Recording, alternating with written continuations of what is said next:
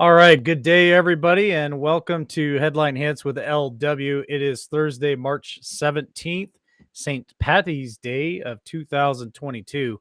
Let's hop right into the headline hits because there's some unique things that I wanted to talk about this morning. So, check this out.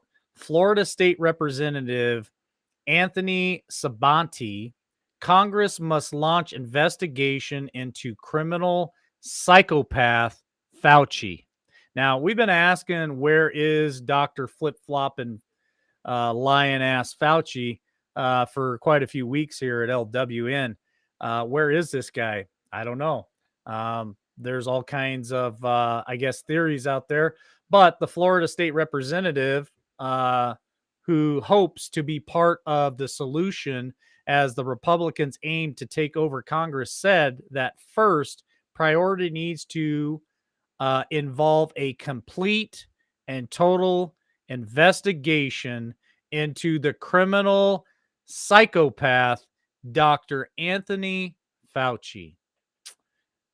Speaking to Breitbart News during an annual Conservative Political Action Conference, which is the CPAC in Florida, in Orlando, the GOP congressional candidate said that Republican led Congress would first need to prioritize holding Anthony Fauci accountable for his actions.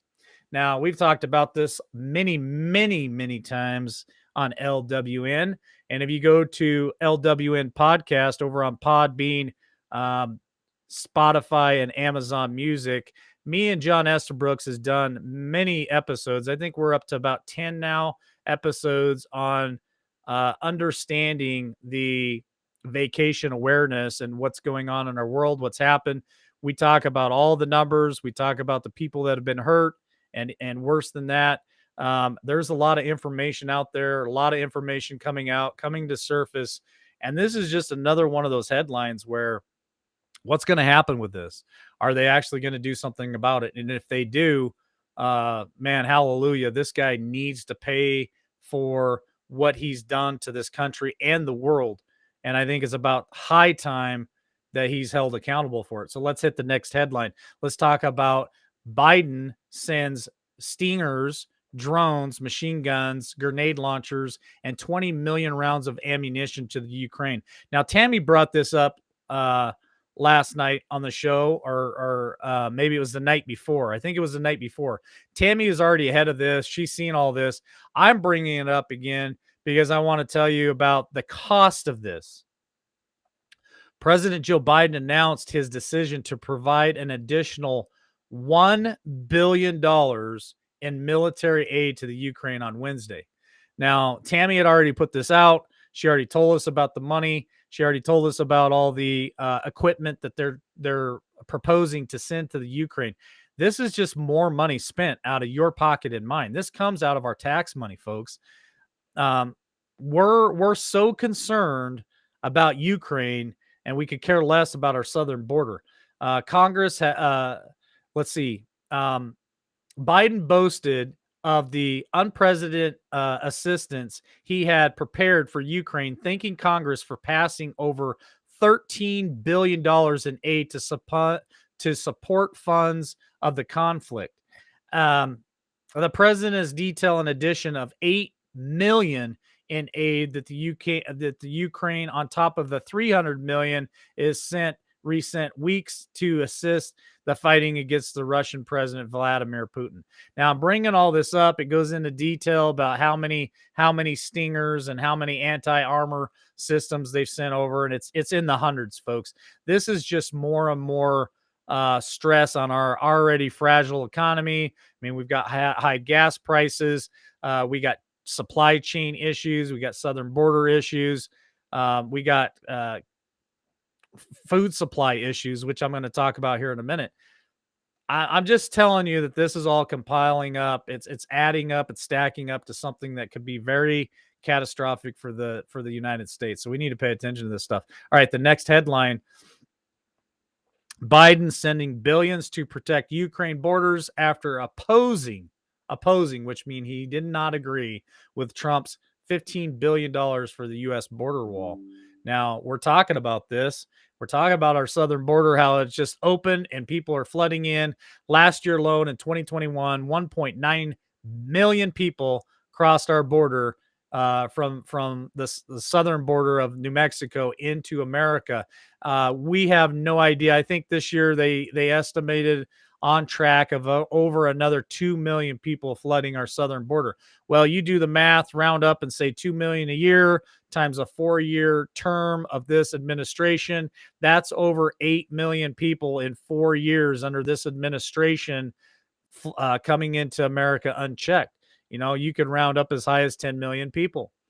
While spending nearly $14 billion to help Ukraine in its conflict with Russia, President Joe Biden fiercely opposed a similar amount for the border wall along the United States Mexico border to stem illegal immigration and drug trafficking.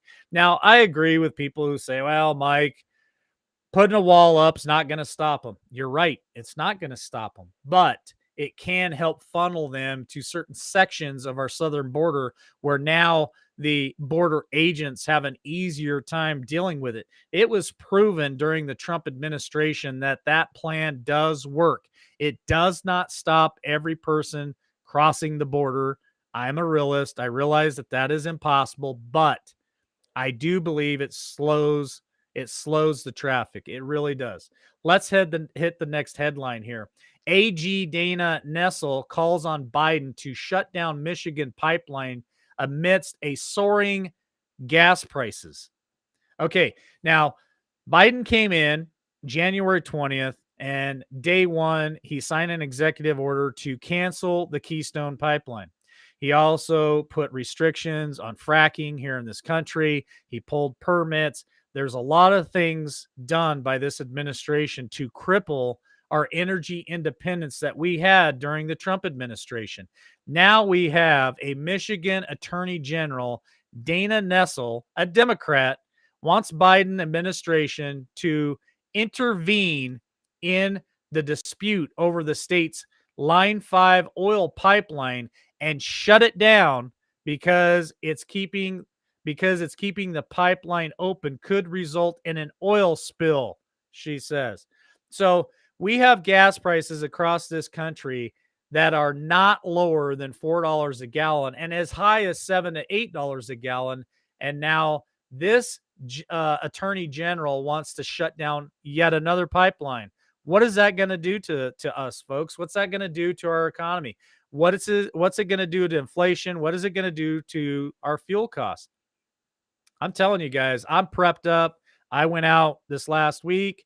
I bought lots and lots of extra fuel for myself for the things that I need to get done, and I'm going to explain to you for here in just a minute. My house and my parents' house is all fueled by wood. That's how we cut our costs in wintertime. That's how we keep our house warm in winter. Well, if gas was to shoot up come June to $10 a gallon, I'm telling you right now, I would not be able to afford to go out to the woods, get my own wood, or pay somebody else to get the wood for me, which means come wintertime, I'm not going to be able to heat my house, nor would my parents. That's the type of prepping that I'm doing. It's not fear mongering. It's not freaking out. It's just common sense that while I can afford the gas, I'm going to get some extra and I'm going to store it for those occasions that I need. And that way, when gas prices get that high, if they get that high, I'm still capable of going out and taking care of my family. And that's what I encourage you guys. Um, Grow a garden this year, buy a little bit of silver, get some extra water, get some extra fuel. All of this is setting up for something that can be very disastrous to the United States. So I'm warning you guys. Let's hit the next headline. Deals with the same thing. Majority say Biden should prioritize increasing American energy production. A majority of Americans say Joe Biden should prioritize increasing American energy production in the weak and continuing rising gas prices, which Biden has blamed on both Russia and the gas and oil companies. If you remember, he made quotes saying that this is all um, it's all energy sector's fault. It's all the oil and gas companies. Ask them why they're raising high prices. I mean, You can't make this stuff up. In a wake of Russia's invasion of the Ukraine, do you believe President Joe Biden should make increasing American energy production a priority? That was the survey that was asked. In a vast majority, 77.3% said yes, while just 9.3% said no. I want to know who these 9.3% people are. Please show them to me so I can take a glove and slap them across the face and try to slap some common sense into their brains if they have one. What 9.3% of people think that it's not a good idea? You enjoy these high gas prices? They must have surveyed part of the 1% that said no. That's all I can tell you. All right, the next headline is more of the same. 71% of Americans favor Biden restarting the Keystone Pipeline. Now, we've talked about it a few times here on LWN. I've given you my opinion on what it would take to get that thing running. It's not something that I think can just flip the switch overnight and we're back up and running. Now, I did hear the Keystone Pipeline percentage of construction completion was right around 95%. If that is true, then yeah, it wouldn't take much to finish that pipeline. But it's still going to be added cost, just like the southern border wall. If they go back to construction of the southern border, the wall, it's going to cost more money than it did a year ago, year and a half ago, when they were working under the administration of Trump. So it's going to be added cost. Do I think that they should at least consider that option? Absolutely. I think they should consider the option of reopening the Keystone Pipeline, finishing the construction, reopen fracking, pull the restrictions, and release the permits so that we can get back to energy independence. All right, last headline of today. This is concerning for me, folks. Another warning. Another warning. Sweden. Harvests could halt half due to lack of Russian fertilizers and manure. We've talked about this a couple of times here on Headline Hits. We've talked about how Russia does provide a certain percentage of fertilizer to the world. So does China. So does the Ukraine. Russia also provides DEF fluid. But I'm here to tell you, here in America, I've actually, as an industrial electrician, I have worked on fertilizer plants on the Utah and Nevada border. I have. There is fertilizer companies here in America. Now, can their production be beefed up and ramped up to supply fertilizers to the need, not only here in America, but around the world? One, I think we should focus on America first, help ourselves first, and then the world. But I don't know if they can produce that kind of fertilizer. I think that this will have an impact on our country and around the world. I think we're looking at a food shortage, a possible food shortage. Swedish farmers may be forced to reduce their harvests by as much as half due to the shortage of manure and fertilizer caused by the conflict in Ukraine, associated with the sanctions of war. Sweden is a highly dependent on import of manure since production all but ceased in the 2000s. Should be facing major agricultural issues due to the ongoing Russian invasion of the Ukraine, as Sweden imports between 15 to 20% of its manure from Russia.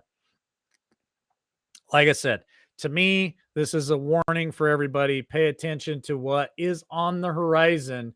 And like Glenn Beck said just a couple of days ago, don't rush out to the stores and try to buy everything on the shelf. When you go to the store, if you can afford to buy an extra can of food, buy that extra can of food. Put it in your pantry, shove it toward the back. When you use the second can, don't go into the pantry and grab the other one. Go back to the store and buy another one. And when you buy that one, buy a spare and then shove that one back in your pantry. And now you got two backups. Do a little bit at a time, a little increase as you can afford it when it makes sense. I buy extra loaves of bread and then I throw them in my freezer and I freeze them and I pull them out as needed. And that's how I stock up on some of my food reserves. And like I said earlier, Our greenhouses arrived this week. So my dad and I will be putting our greenhouses up here within the next probably 10 days. And then we're going to do all of our starters, our seeds, and get our starters going so that as soon as the snow is gone and the warm weather is here, we're ready to start planting our garden. Those are the things that I'm doing to make sure that my family is self sufficient in these hard times that we're looking at. I'm also looking at getting back into raising chickens. Just something that I read the other day about chicken farms around here have had diseases. They've had to destroy a lot of the chickens, which means egg production could very well take a hit. Um, Poultry in your grocery market, in your meat section, could take a hit. I know that they had to destroy 30,000 turkeys. That's taken a hit. So those are the things that I'm seeing on the horizon. And those are the things that I'm trying to make the best difference and the best decisions for my family. Be self sufficient, stock up on canned goods. We are already making a family plan for my entire family to join together come fall time and can all of our garden food. We're going to can some meat. We're just really preparing for what could hit us. And I don't think it's a bad idea.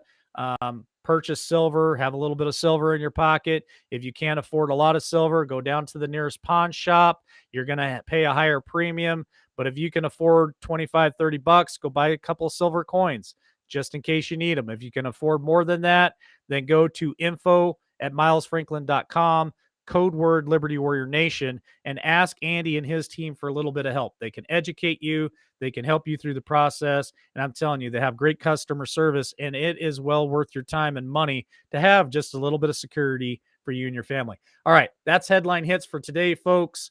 I will not be back until Monday at 10 a.m. Eastern, or no, it's noon. It's noon p.m. Eastern Standard Time, right here at Headline Hits with LW. All right. God bless. Love you all. Have a great day. Don't forget, Ladies of Liberty tonight.